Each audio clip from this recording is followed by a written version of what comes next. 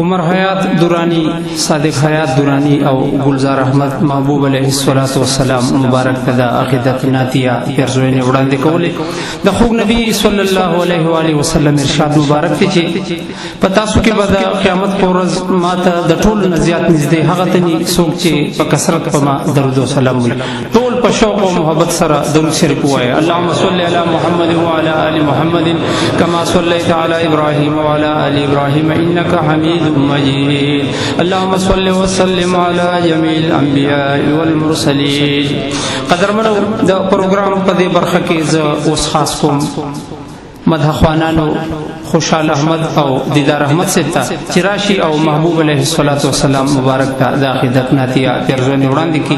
یو ځل بیا زبرګر ته خاص کوم چې مرګري ناخانان ډیر زیات دي او بار بار دغه د چټونو نمونه موږ راځي د ځان سره اندراج کو.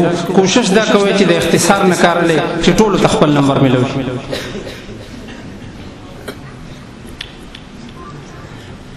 اعوذ بالله من الشیطان الرجیم.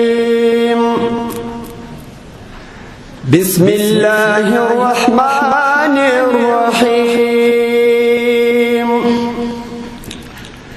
وما ارسلناك الا رحمة للعالمين.